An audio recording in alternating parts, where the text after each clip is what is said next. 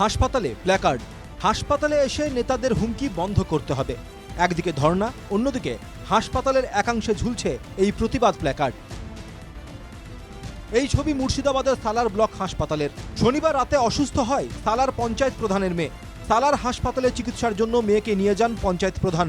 সেখানেই তার মেয়েকে ইঞ্জেকশন দেওয়া নিয়ে কর্তব্যরত এক নার্সের সঙ্গে বচসা বাঁধে পঞ্চায়েত প্রধানের। নার্সের অভিযোগ, তাকে শুধু মারাই নয়, তার চাকরি খেয়ে নেওয়ারও হুমকি দেন পঞ্চায়েত প্রধান।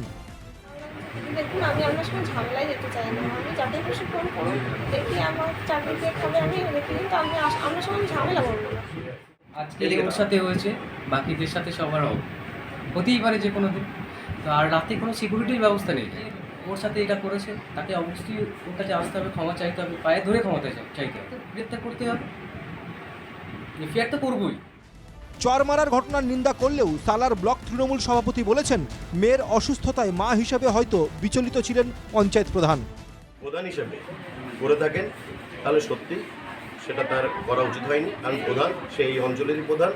একজন প্রধান হচ্ছে দায়িত্বশীল ব্যক্তি, অতএব সে তার দায়িত্ব জ্ঞান ভুলে গিয়ে যদি খারাপ আচরণ করে, তো দলের পক্ষ থেকে আমি সেটা সিস্টারদের সামনেও বলেছি বা ডাক্তারদের সামনে বলেছি, এটা সত্যি। অভিযুক্ত প্রধানের শাস্তির দাবিতে রবিবার সকাল থেকেই হাসপাতালের গেটের সামনে ধর্নায় বসেন সালার হাসপাতালের কর্তব্যরত নার্সরা। এই ঘটনায় হাসপাতালের অব্যবস্থা নিয়ে সরব হয়েছে বিরোধীরা। পশ্চিমবঙ্গের মুখ্যমন্ত্রীর সুপার স্পেশালিটি হাসপাতাল, হাসপাতালের পরিষেবা, সিরিঞ্জ আছে তো মোবাইল নেই, বোতল আছে তো ছিপি নেই, হাসপাতালে যাবেন সমস্ত ওষুধ বাইরে কিনতে হয়, হাসপাতাল দালাল চক্রে ভর্তি, হাসপাতালের যে পরিকাঠামো অর্থাৎ অ্যাডমিনিস্ট্রেশন, সেই অ্যাডমিনিস্ট্রেশনটাই ভেঙে পড়েছে। এরকম যে হাজার হাজার মেয়ে হাসপাতালে গিয়ে চিকিৎসা পাচ্ছে না,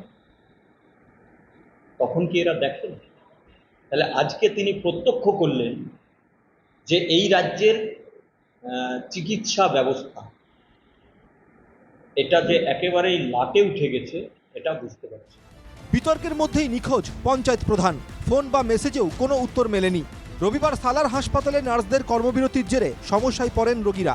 মুর্শিদাবাদ থেকে বিনয় রায় রিপোর্ট, NK TV বাংলা।